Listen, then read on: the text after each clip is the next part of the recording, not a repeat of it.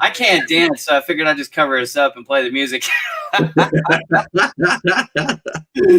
Good early morning, Derek. Oh my goodness. For everybody who doesn't know you, they're going to get to know you really well. But you are in Australia and it is Tuesday, not Monday. So that's kind of funny because it's Marketing Mondays with Ira Bowman.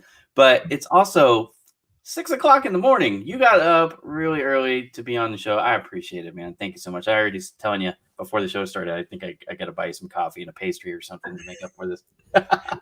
My pleasure, Ira. It's a pleasure to be here. Really looking forward to it. Awesome. Well, I am looking forward to digging into some of the marketing trends, things that are happening in our world right now. Curious to see if there's any differences between what's happening in Australia and the United States. That could be kind of cool. And then I noticed sometimes the differences, even we were talking about, I was joking about the East Coast being the least coast and the West Coast being the best coast. Because that's really how I feel in the United States. But even regionally, sometimes there's some differences. So it's going to be interesting to talk to you. We're going to deep dive. If you are joining us, we have quite a few people. We're on Facebook, we're on LinkedIn, and we're on YouTube. If you want to shoot us, just like, I don't want to mispronounce the name, said hello, right? Tell us where you're from. Tell us if you're in marketing. Tell us if you're a business owner. Tell us if you're a job seeker. Tell us a little bit about yourself. That might help us steer the conversation. And if you have questions, the first ones in will be the first ones that we answer. We'll try not to skip any. And Sure. If you ask a question and 10 minutes go by and we don't get to it, ask it again because I probably missed it. So that's just some notes by way of introduction. So first things first, I want to like let the audience know a little bit about you, Derek. So you Sure. are the owner of Results Formula. I'm actually going to pull this up. You have a website. Of course you do. We're in marketing. That's what we do, right? So I'm going to share that one. Yep. And then there we go. Okay. So this is resultsformula.com. I'm going to go ahead and accept the cookie real quick. I should have done that already. Sorry. If you just want to tell us a little bit about this as we scroll through. So you're doing LinkedIn for Business online course. You don't just do LinkedIn, you do all social media, right? So you're a social media guy. Primarily LinkedIn and Facebook. Yeah. Those are the two favorites. Those are the two main ones, right? I mean, yeah. Okay. So if you have LinkedIn questions or Facebook questions, now we have to be a little bit careful because we can't do LinkedIn training on LinkedIn Lives. And we are live on LinkedIn, obviously. So you might get a DM from Derek later, some of these questions. Cool. But I'll let you know where we can and where we can't stop if you're not familiar with those rules. They just don't want us to teach people how to use LinkedIn basically on this stuff. So how to use LinkedIn for business to build relationships. This is something that I deal with every day. Yeah. So this is where we have some overlap, which is totally fine.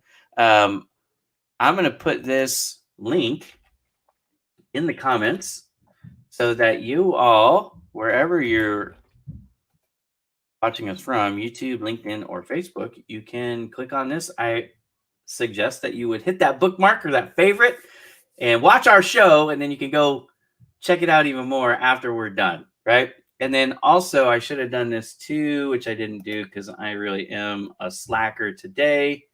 I'm going to put Derek's LinkedIn profile in the chat too, so that you guys can, if you're not already connected with him or following him, go ahead and reach out. Derek, are you maxed out now on LinkedIn? Like, not quite yet, but getting close. Okay, so get in while the getting is good is what he just said. So find Derek here on LinkedIn, and you can also find him on Facebook. We actually are connected on both, which is kind of cool. Mm-hmm. So, all right. So there's some links for you. Let's see. We do have Paula Goodman, who's one of my bestest friends. She's from Canada. You know, it's funny. I'm in some chat rooms like most of us are. And I put up a thing and I said, I'm going to be live in 90 minutes. And Paula, you know how they do the finger pointing with the number 1? Yep. Well, she used the other finger, and so she gave me the bird twice, unawares, I think. I think what she was doing is saying, I'm going to be there, but instead I got the double bird. And I was like, I know Paula, she is so nice. I don't know that she would even do that. She is. I'm a great friend of Paula's.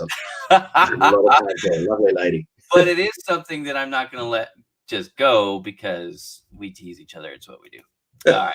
Hello, Usman and Mitra. Hello. Good morning. Good afternoon. Good evening. Remember, tell us where you're from. Tell us what you do, because this is going to help Derek and I address your specific needs.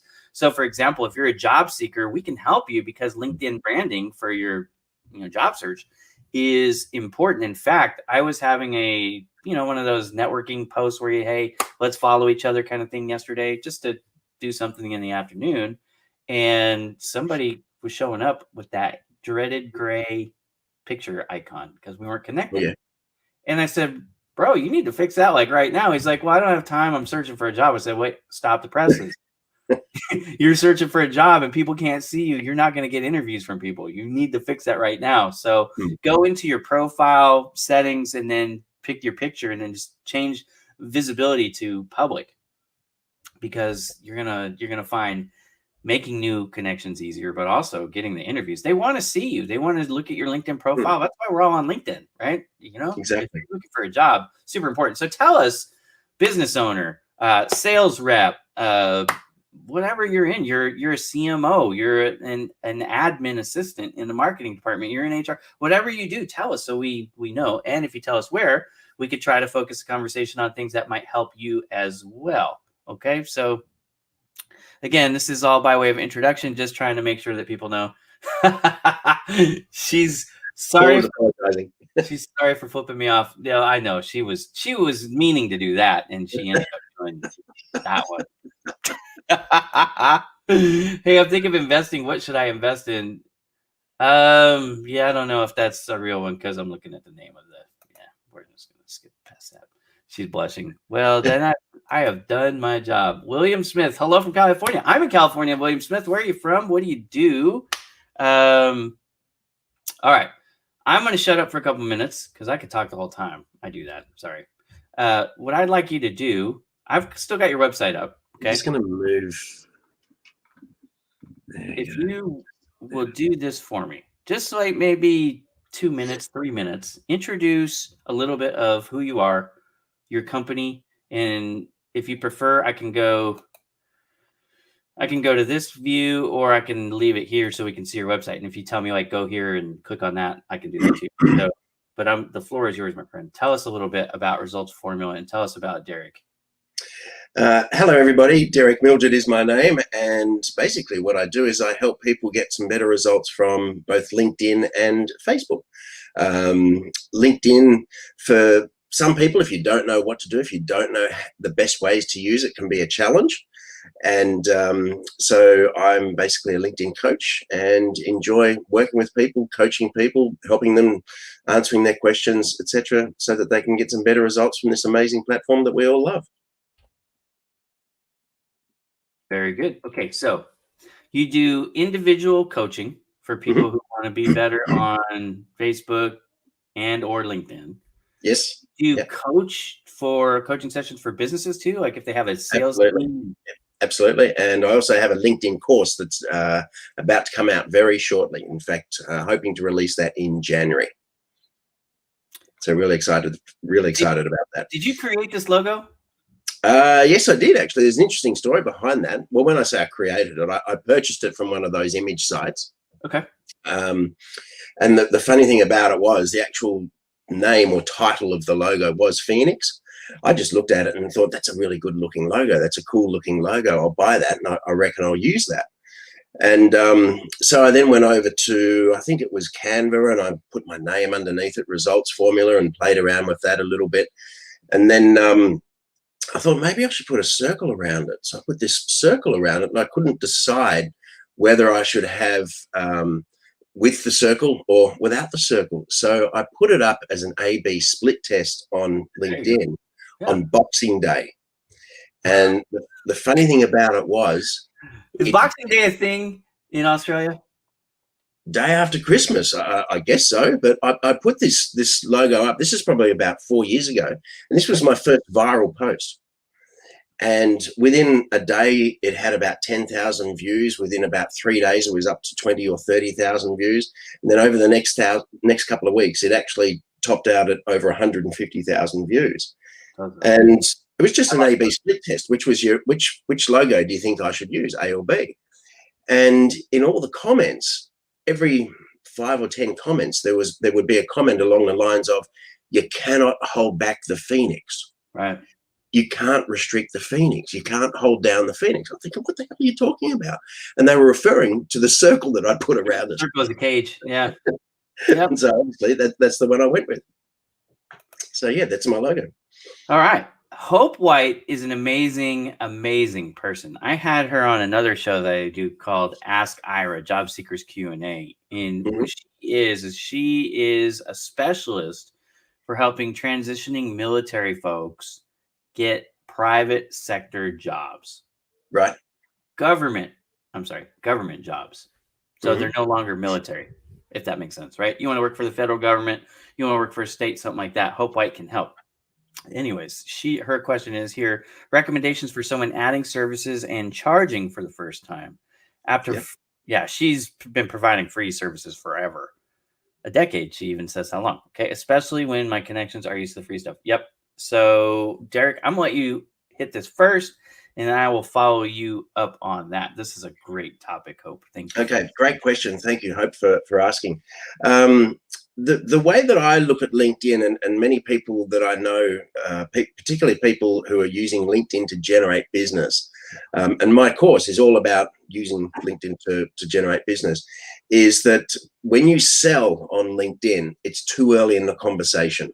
Okay, I describe LinkedIn in two ways. It's a tool to get the conversation started, and within it, there are several tools that you can use. So basically what you do is you use LinkedIn to build on those relationships, take the conversation to the next level, which is a phone call, a Zoom call, etc., face-to-face meeting even. And then during that call at the next level, that Zoom call, then discuss the different options that you would have available and your fees for those options. Yeah, I don't disagree with any of that. I will say this too. Part of LinkedIn is building an audience. Okay. Yeah.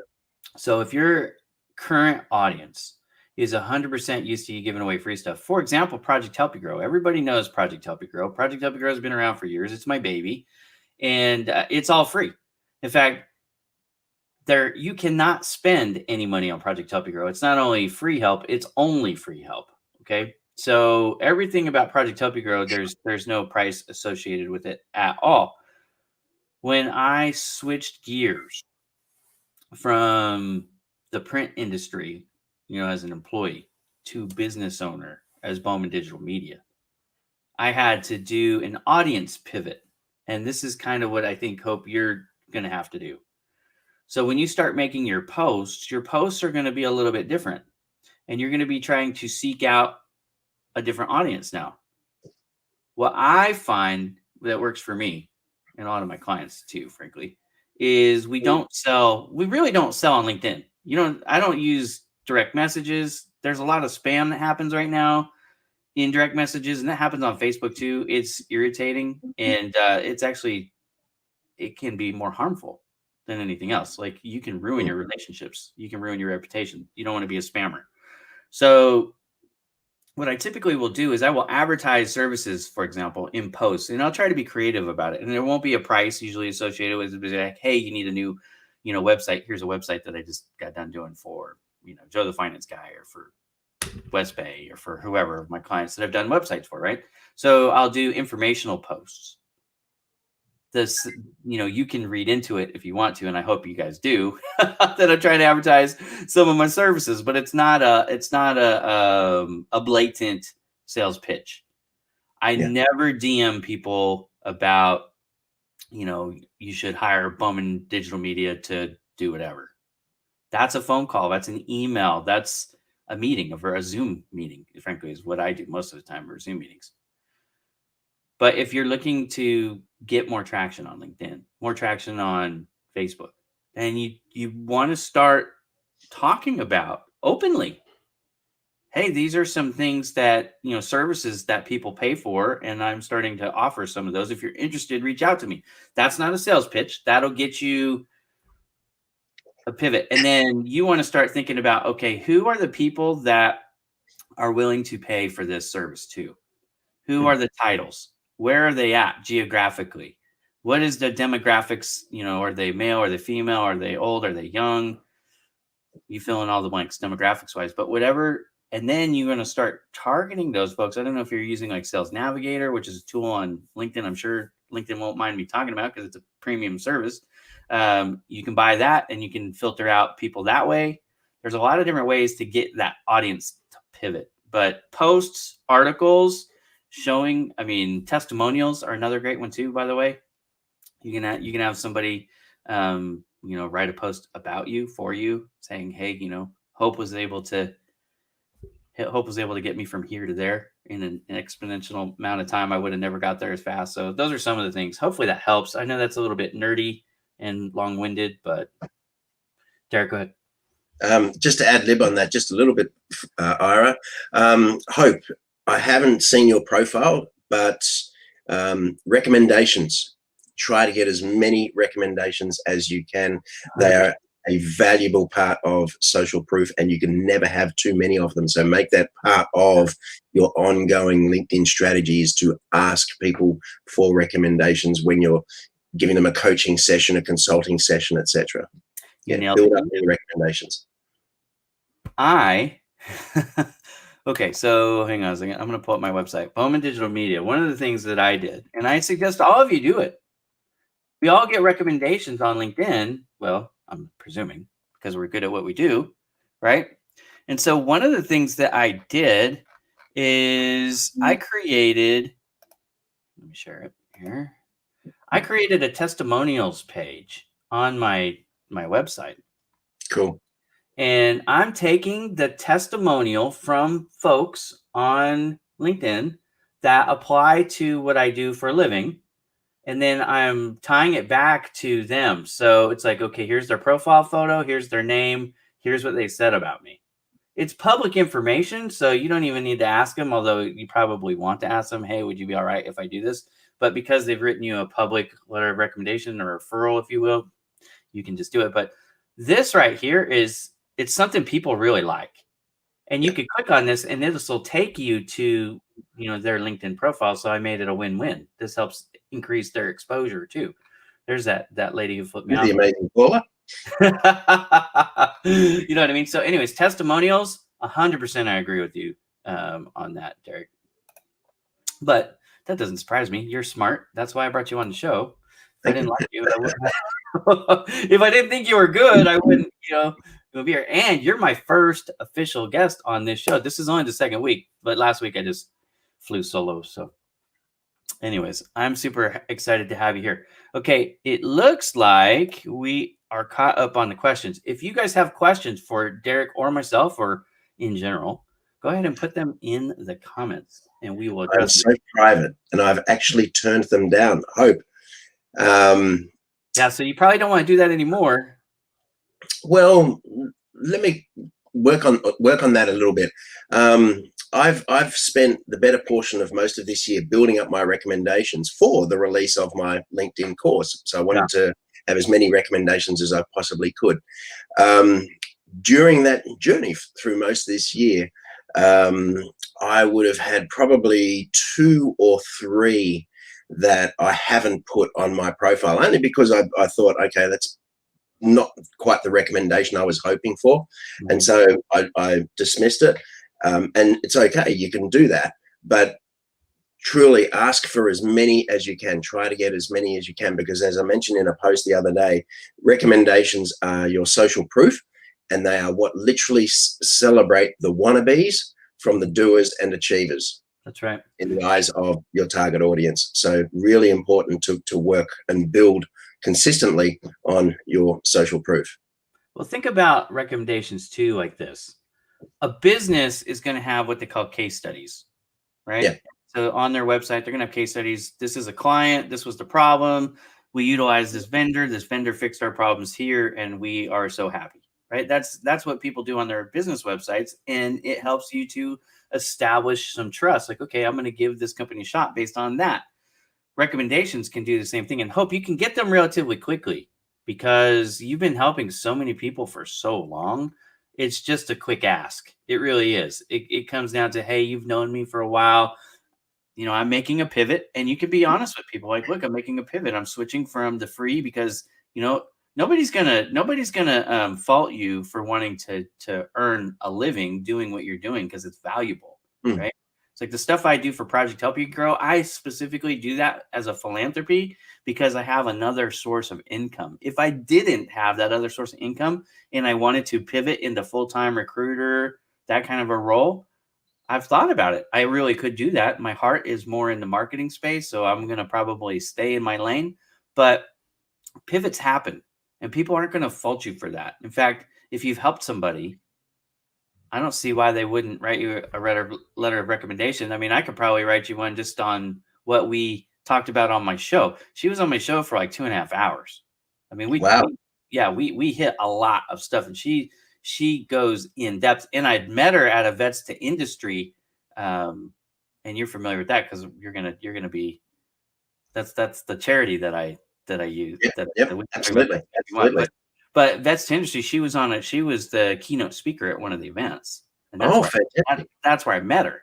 She's really, when I say she's really good, I'm not trying to just puff her up because of hyperbole. I mean, she really knows what she's doing.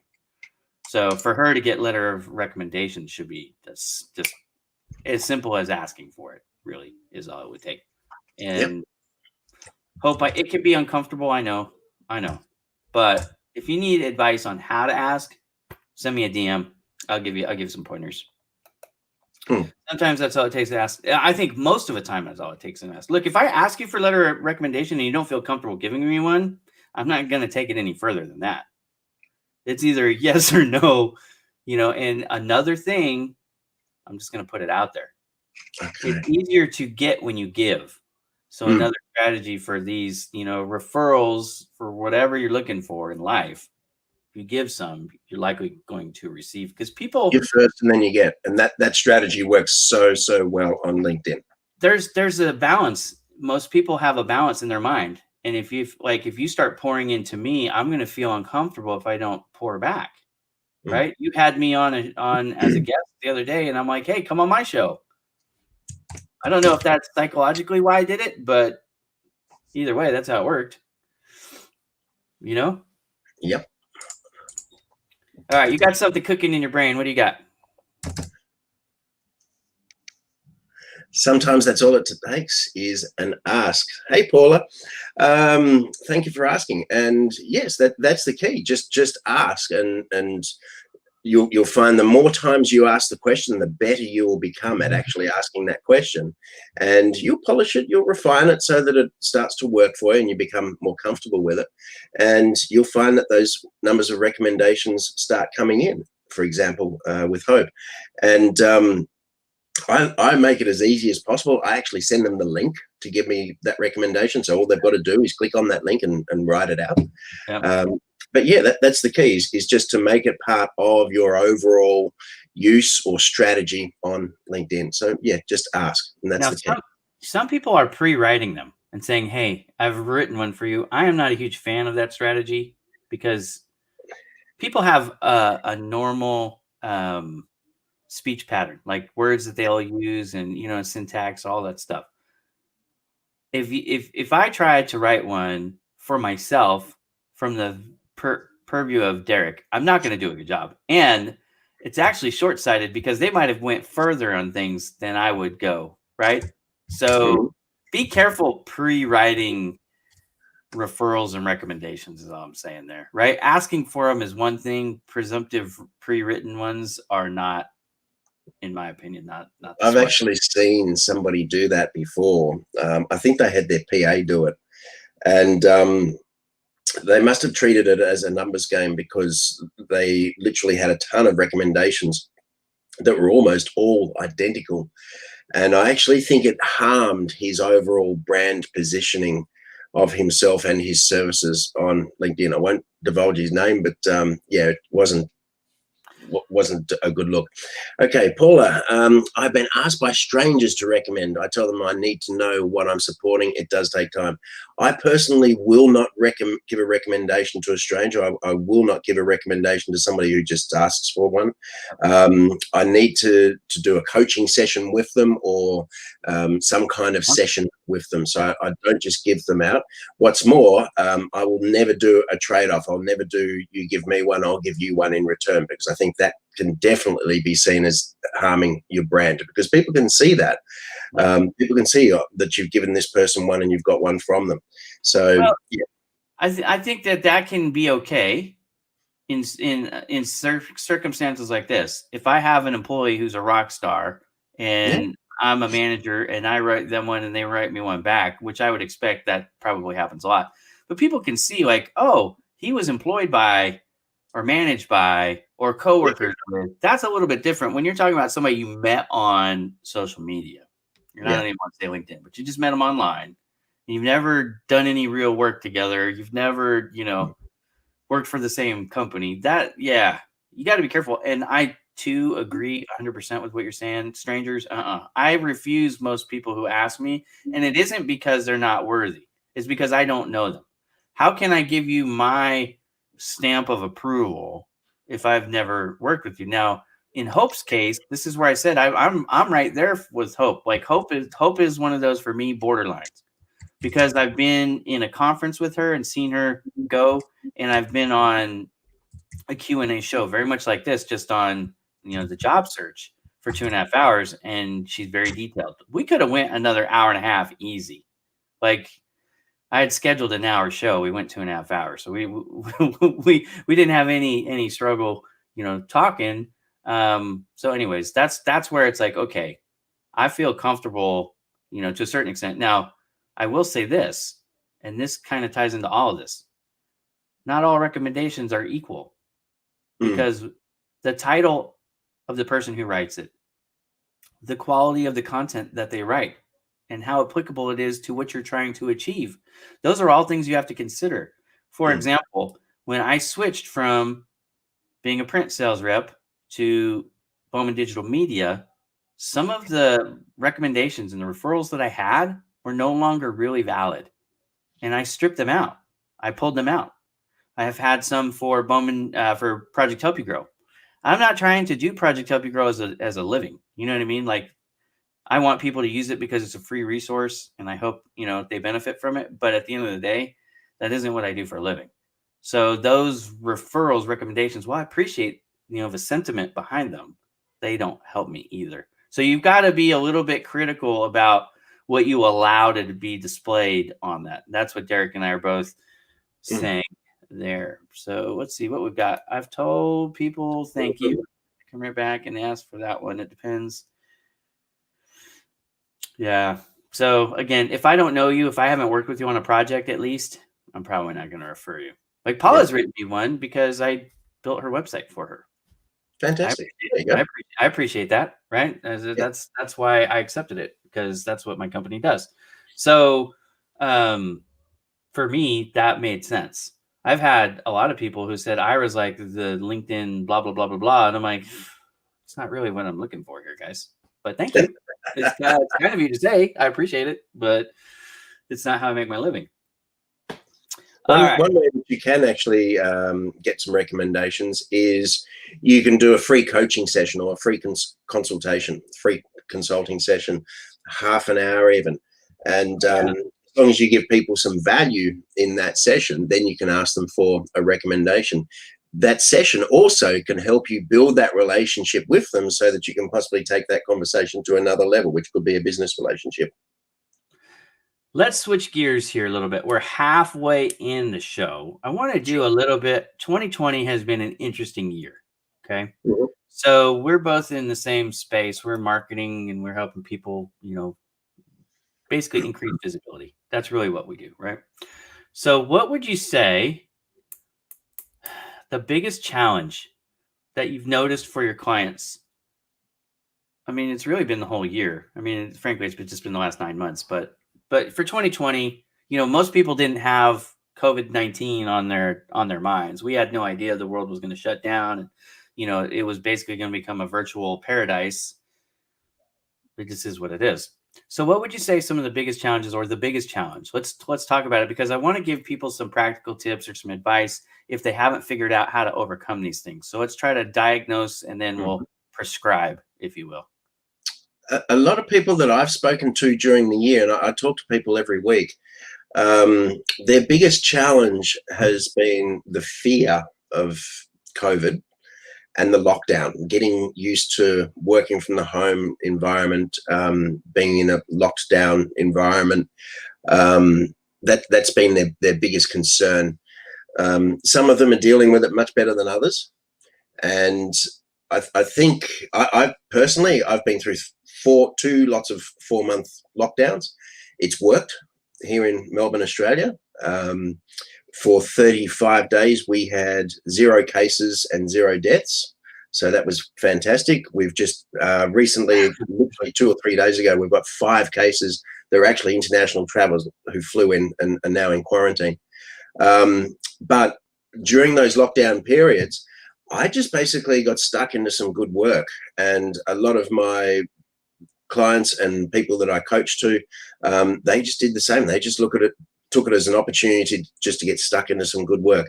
For some people, it's a bit more of a challenge because they might have kids, and they're trying to manage everybody, so to speak. And you've literally just got to do the best that you can and just get through this. It's not going to be forever. It's shorter term instead of longer term, and we've literally just got to get through it. I have 8 kids. I don't know if you know. I have 8 kids. So one of the challenges for me going into COVID was I was still a sales rep for a very large print company. Mm-hmm. And I never wanted anybody to hear my kids. Like, they didn't know I was working from home kind of thing. If I was on a call or if I was on a Zoom or whatever, so going into COVID, I had this very high tense anxiety. I don't know if I'm describing it right, but you know what I mean? Like, oh my God, you might hear a kid cry in the background or scream with excitement or whatever. I mean, my kids make all kinds of noise. And I personally feel like my house is made out of paper mache. It's really not, but it sounds like it is, because noise, like, it just travels. Like, we can hear everything. It took me probably, I want to say, till like June, maybe July, something like that. A couple months for sure, to get used to the noise coming. It's happening right now. I don't think my mic allows it to make it to the air, which is awesome. I invest in good equipment, which helps. But I think for me, that was one of the biggest challenges. It was just like being comfortable in meetings when my kids are audibly present. So, you know what I mean? Like, I'm sure there are a lot of parents. I know I deal with some solopreneurs. They're ladies. They're working from home and they've got kids and they're trying to do stuff at different hours. But I'm like, you know what? You could do more in the regular day now, because I know what it is. They don't want, the screaming and the crying and all that stuff to get in it. But I think people have a different tolerance for that, because most people are working from home now, right? I don't know if that's true in Australia, although I think it is. It's certainly true in California where I live. We're not allowed to leave our house right now. Yeah. We're on 100% lockdown. So, which, some people don't like, some people do.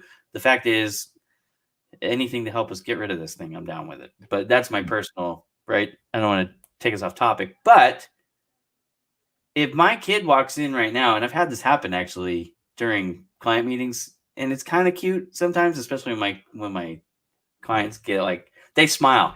You see my 6-year-old come in and she's got curly orange hair and she's standing right next to me and she's just like, oh, Dad's on a show. Cool. I'm going to sit here and watch. There you go. Yeah, you got to go. But that for me has been personally probably the biggest challenge. I'm going to tell you what I have seen, and you can tell me what you think about this. A lot of people weren't ready for the digital transition. They didn't have the equipment. They didn't have the working knowledge of how these programs worked. But now a lot of people do, so they've adjusted to that. but they still are having trouble figuring out, how do I increase sales? How do I build an audience? How do I get people to go from social media over to my website and get those, build that sales funnel? Mhm. So if you want to talk about that a little bit, I think that's something that everybody watching is pretty much interested in, even if they won't say it publicly because they don't want to embarrass themselves. But I know that's Sure. a hot ticket item. When I talk to people privately, that's always the number one thing. How do I build my audience? How do I get them to go from here to there? Because even getting people to come over to a LinkedIn Live is tough. Yeah. Okay. So the way that I coach my clients on how to build sales with LinkedIn, number one, I describe LinkedIn as being the largest database of businesses, their owners, and their employees. And when you think about it, that's exactly what it is. It's got its social media side, which is the news feed, and it's got your profile side. It's also a tool that you use to get the conversation started and to establish, build, and nurture those relationships so that you can take the conversation to the next level. So there's some amazing opportunities in there once you figure out, or once you learn how to actually use it along those lines. If you are looking for leads for your particular business, there's two ways that you can find them on LinkedIn. You can search for companies, you can search for people within your particular target audience, your niche, etc. And you can do it that way. The easiest way to do it is with LinkedIn Sales Navigator. I describe LinkedIn Sales Navigator as the sales funnel of LinkedIn. And that's exactly what it is. It's an awesome, amazing tool. Takes a little bit of setting up. It's not hard. LinkedIn actually has help you out. 10 or 15 very short, very concise how-to style step-by-step videos. They're literally 25 or 35 seconds long that will show you exactly how to set it up. And then the beautiful part about Sales Navigator, and not many people are aware of this, is it's a separate website to LinkedIn, even though it's part of LinkedIn, and it has its own news feed.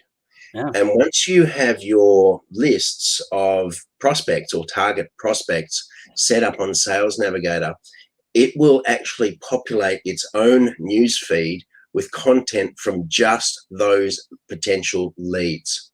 So you imagine your entire news feed on LinkedIn via Sales Navigator populated with just leads or content, just content from your leads. How many times has this happened to you where you go, I never see fill in the blank person in my feed anymore? Because as your network grows, you're close to 30,000. I've been maxed out at 30 for a long time. So my feed, no offense, is basically useless. But my Sales Navigator feed is 100% who I want to see. That's a huge difference. Just in case you guys aren't familiar with what they're talking about. It's amazing.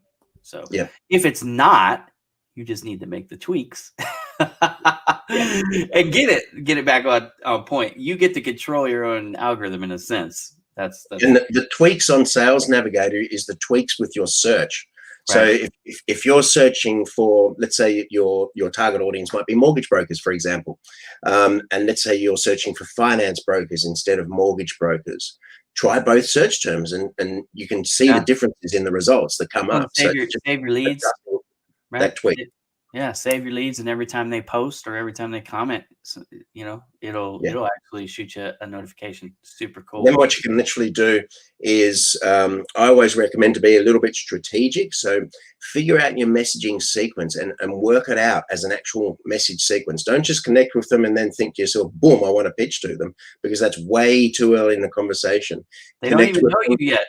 They don't know you, right? Exactly. So you got to build that. You got to build that relationship. Yeah. So connect with them, send them a thank you message.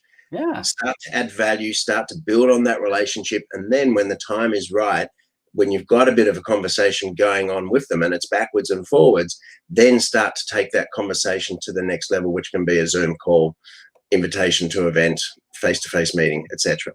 Building rapport on social media is as simple as you commenting on other people's posts and doing it in ways that isn't, add something to the conversation. If you're talking about your avatar, your target audience, and you're following them in a Navigator or however you're finding them, what you should be doing, in my opinion, and I don't care if it's YouTube, Facebook, LinkedIn, Twitter, Instagram, Pinterest, I'm on all of them. Okay. if you see something from me and I'm a prospect for you, you should be posting comments on my stuff. You make a point. Did you know you can bookmark like a favorite people? I don't Hmm. care what platform again. So you could go to my YouTube channel, you could subscribe to my channel, but you don't even have to do that. You could just go and save that URL website address as a favorite in your bookmarks. And then you can say on Mondays, I'm going to go through Ira's social media and I'm going to make comments on Ira's posts. Now that's a strategy. That's an actionable strategy. You don't need to automate it. You don't need to have any special tools. You can just do that. Now, there are tools out there to make it helpful or more easy for you to manage that and to do more. So depending on your needs, we could talk about all that stuff in a session. But rapport building is a lot about what's everybody's favorite topic. It's themselves. So if you don't know me and I don't know you and you want to get to know me, you want to sell me something eventually, have some patience. This is a game of chess, not checkers. The first thing you want to do is bring me into your consciousness, right? I need to be aware of that you even exist. If the first thing you send me is a pitch, that'll be the last thing you send me because I'll block you. Yeah. I will. And a lot of people are like that because we are fatigued is the popular way to say this right now. We have fatigue. We have Zoom fatigue. We have spam fatigue. We have email fatigue. We're just tired of being locked up, man. We want to go outside. And get look at my head is so bright. I need some sunshine. I live in the desert where it's 100,000 degrees and I look like I'm an albino, but I'm not really. Anyways, but one thing I think, Derek, people don't understand, but they're starting to try to want to understand. So we can talk about this. How does website traffic, how does it come about? Like, what are the pieces of it? Because social media is certainly a big piece of it. And it can be more when you think about organic and paid. You put those two together, that could be a big chunk. There's more. We talked about referrals earlier, recommendations. That's a part of it for sure. Repeat or referral business is a big part of that. But also then there's the emails and the phone calls. And, you find people at meetings or like I had you on as a guest on my show and you got a visitor on your website today. And I'm sure I'm going to get you a few more from people clicking on that link because, I have a network. Right. So that's going to be good. So where does website traffic come from? I think this is one of the things in 2020 that more people have searched out than probably ever thought they would. Like one of the surprises of 2020 is, okay, if we're doing all this virtually, how do I build, I can't make cold calls in person anymore. I can't go to the networking events and have a cocktail with somebody or a coffee with somebody. You know what I mean? Like I love LinkedIn locals. I love going to those because then you get to meet people on LinkedIn who are actually involved in LinkedIn and they're in your geographical area. For me, LinkedIn local events are amazing. Yep. Right now, we can't do those in person, but in our area, and I'm sure in a lot of your areas, we're doing them virtually. We don't get quite the audience that we would get in person, and it's not exactly the same, obviously, but I like the LinkedIn locals because it's, to me, most of this comes down to relationships. I don't know about you, but you have to, like, for somebody to spend money with me, I want them to be someone that I can vibe with. Like, if we don't have a natural vibe, then I don't want you as a client. Because when we come across a problem, and we're going to, because life is, business is real, not, fairy tale stuff here. There's always challenges. And when you have a client vendor relationship where you guys get along, right? Then that makes it easier to overcome those challenges. I have a client right now. We're having trouble with her sound stitching. I made a video for her and I recorded the audio separate from the video. And when she's watching it, she's seeing a little bit of a differential between the audio and the video. And I'm looking at it going, it looks perfect to me. But because we get along, this isn't an argument. It's just like, okay, I need to know, is it the audio ahead of the video or is the video behind the, you know what I mean? Like, just tell me which way you want me to bump it and I'll bump it. But, we're actually, what we're doing is we're sending that video to a few of her friends who are familiar with the way she talks and watching the video. And we didn't even tell them that we think there's a little bit of a stitching issue. We just want to see if they notice it. Yep. You know what I mean? And that all comes from having a relationship. If you don't have that relationship, sometimes, that's where lawsuits happen and that's where, you get pissed off clients and they call you a freaking idiot. I don't know if they're like that in Australia, but here in California, if you mess up, you're a freaking idiot. Sometimes it's not freaking, it's the other word, but anyways. To answer your question, Ira, how do people get website traffic? There's basically two ways people can get traffic to their website. One is good search optimization of the website, which SEO is how it displays on Google. I did websites and SEO for 6 years. The other way to drive traffic, and it can be far more qualified traffic, is via social media, and by using your social media content to build relationships with people, and then that's going to drive more qualified traffic towards your website. Okay, and so the question you would ask yourself with online in general is, when people want to know more about you, when people want to know more about the products or the services that you offer, and they look into you further, when people look at your LinkedIn profile, when they look at your website, your Facebook, your YouTube channel, etc., what are they going to see, and how well does that present you towards your target audience?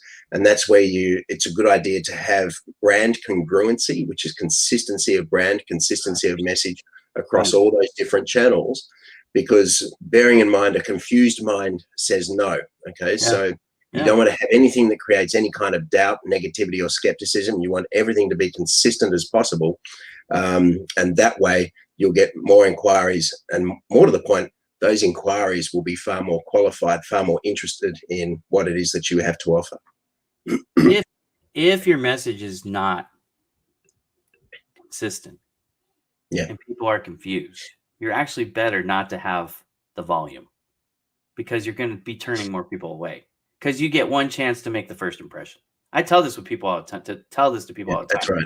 Like, we don't want to rush to build your audience when you're still trying to develop your message. Your message needs to be on point. Once it's on point, now let's escalate this thing and ramp up the eyeballs. But until then, it's actually better if you're only seen by people who already know you, who will give you positive feedback and probably are going to use you anyways. Because I got to tell you, the first 4 months of Bowman Digital Media, my message was I was still shaping it. I had to figure out, like, what is my company the best at? You know what I mean? Like, why would you come to me over somebody else? There are millions of marketing companies out there, trust me.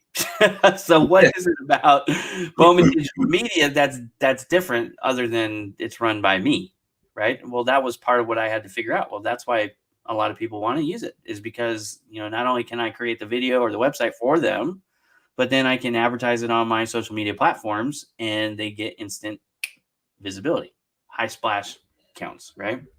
And just to ad lib on that a little bit there, Ira, this comes back to what we were talking to Hope a little bit about earlier, and that is your social proof. So when people have a look at your website, for example, when they have a look at your LinkedIn profile and they want to know more about you, if they see that you've got a whole ton of social proof, then they start to take you a lot more seriously, which is the kind of scenario you want to create. And so make social proof an important part of your marketing strategy overall, and present it to the audience out there.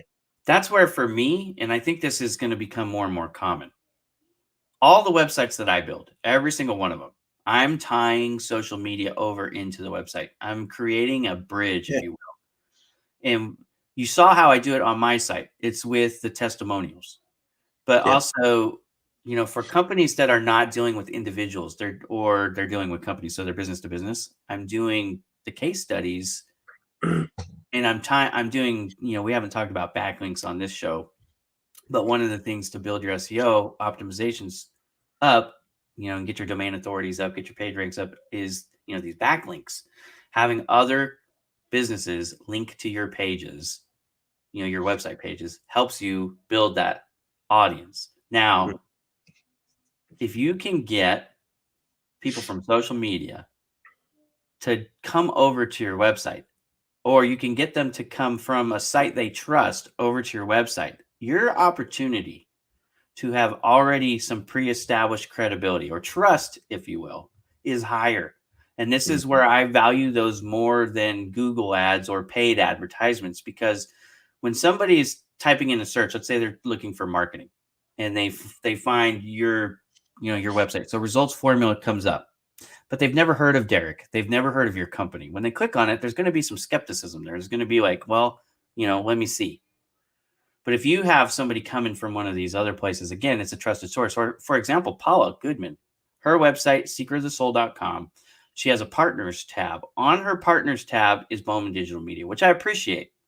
I frankly put it there, but anyways, I'm there. If you trust Paula, which a lot of people do, and they should, she's an awesome person. And she's got 100,000 followers on LinkedIn, by the way. So she's, got a huge social media network in her own right. Now, they come to her website. They like her stuff. They go to the partners tab. They see us. They click over. The odds are, because that's a referral from Paula to me, the odds are more likely that they're going to do something with me than someone who came from my Google ad or AdSense or whatever you want to call it, because it seems like they change Google Words, AdSense. It seems like they change that every once in a while. But anyways, you know what I'm saying? Like, I pay a certain fee for my company's advertising, obviously, like most people do. And so these are one of those things. Like, if you're not a marketing person, but you're looking for marketing help, like, how do I build my LinkedIn profile, build my LinkedIn audience? Well, I'm going to suggest maybe you have a conversation with Derek, because Derek does that for a living. I can tell you, Derek's pretty good at this stuff, right? So reach out to him. You know what I mean? If you're trying to build your website traffic, you might want to have a conversation with me. Now, maybe not.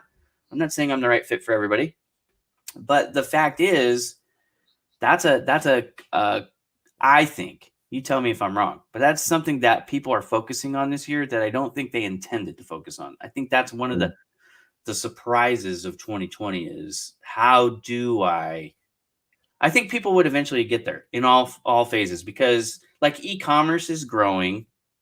Obviously, social media has got billions of people on it. People will have websites, and I saw an amazing thing. They're forecasting, when I say they, it's one of those, I can't remember the source exactly, but it was a big agency. Forecast that by 2040, and I can find out who this is because I was doing a piece on Amazon when I was doing this research. They say by 2040, they anticipate 95% of retail spending worldwide to be done via a digital source, so a website or an app. Think about that. $400 billion worth of sales, 95%, which is only like 50% now, by the way. So it's huge growth. And most of that's done by Amazon, by the way, which is Amazon. I think the next two competitors are Walmart. I can't remember who the other one is off the top of my head, but they were like, Amazon was like 40%, and Walmart and the next person combined were like 5% or something like that. It's like Amazon's crushing it. Why does Amazon crush it? Is because I think they make it so easy. Not a lot of words, a lot of pictures, make it easy to buy. Anyways, this is not an Amazon commercial, but I was blown away. I was writing a press release, what I was doing the research for. I was writing a press release for one of my clients, and they had been awarded Amazon's Choice in their product line, which is a big deal. Hey, Damon. So, I was just doing some research. What does that mean? Is there any stats on that? Like, okay, if you have that designation, how much more does it help you sell? I'm sure it does, but I couldn't find any stats on that. But the stats I did find, I was blown away. I was like, oh my goodness. I didn't realize Amazon's going to do over $1 billion in retail sales alone this year, all by themselves. That's one company. I'm sorry, 100 billion, not 1 billion, 100 billion. Yeah. Another thing that's also growing, is, aside from Amazon, is drop shipping. And for those of you who don't know what drop shipping is where you find a wholesaler of a product who will ship that product to your buyers. So you have a website. All you need to do for that website is generate the sales. The sale goes directly through to the wholesaler who ships the product to your purchaser, and you keep the profit. So you don't have to stock any products. You have nothing in stock. You just generate the sales, and that's huge. No doubt. Another type of revenue for folks is affiliate marketing.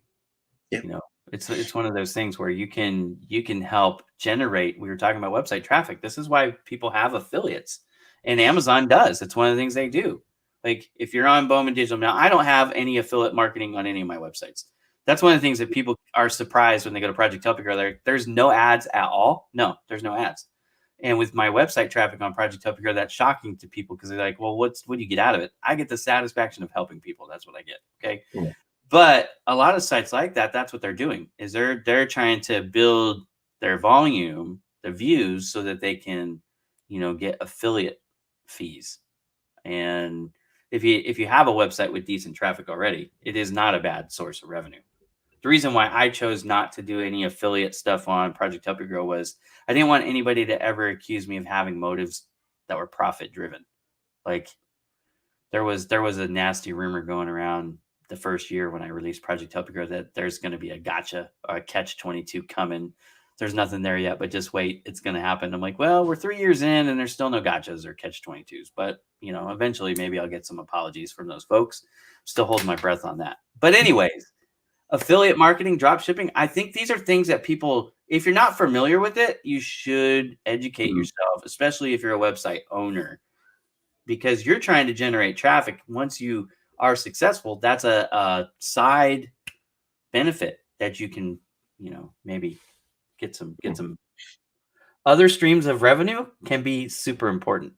Pivoting this year, I think for the companies that are able to pivot, those are the ones that are more successful this year, right? If you're fixed, you've had a business for 50 years, it's on generation 3, and you've always done it this way, and you're never changing.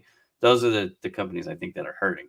Would you agree? I mean, it seems like to me, the clients that I have been working with, the ones that are easier to pivot are the ones that are being more successful, and the ones that maybe they have 17 layers of approval before they can make a switch, or they just don't see like this internet thing is still a trend and a fad. It's going to go away. There are people that still think that, by the way. Crazy. It's been here for a while. Yeah, well, especially when you think about like the e-commerce thing that I said, 95% by 2040, 95% of retail is going to be some form of e-commerce. That is, yeah, and you can see exactly why. You can see why. Why would you want your target market to be in your local geographical area when your target market can be an entire country or the world? Yeah, that's one of the things people with Project Help You Grow, again, they are always surprised. Like, oh, if I'm in India, I can get free help finding a job. Yes. If I'm in Africa, you know what I mean? It's like they're so used to being excluded. They're not even assuming that when I say for everybody includes them. Like, no, I literally mean anybody, anywhere. I've had jobs in Antarctica on that website, and they're usually research jobs, by the way, like science jobs. But anyways, I made a big deal about it on 6 out of 7 continents. It was like a running joke for the first 6 months of Project Help You Grow, and then it was GE was the first company that posted a job in Antarctica, and I made a big deal out of it. Anyways, it was wow, like as you would. Yeah, well, talk about I can't even fathom. I've never been to the Southern Hemisphere ever. So, like for me, Antarctica is a billion miles away. It might as well be. You know what I mean? But you have been to California. I hope you come back soon because I want to grab a drink and some appetizers and Absolutely. Look forward to that. Indeed. Look forward to that. Let's talk about that at the end here. So I always like this. This is fascinating to me. Sure. LinkedIn is an amazing place where you can meet all kinds of people. Who have you met from LinkedIn in person that is just like an amazing person that everybody should reach out to? Like let's shout somebody out here. Corey Warfield. Okay. Lovely guy, amazing guy. When did you meet him? We haven't met physically, but we have had many a Zoom call. Just like yeah. But it's offline, and that is what it is. Yeah. And I mean, I'm in Melbourne, Australia. He's in Chicago. Yeah. But yeah, had some amazing phone calls with Corey. Got a lot of time. I've talked to Corey all the time. It's been a while. I haven't talked to Corey in a few years, but I used to talk to him all the time. Yep, lovely guy.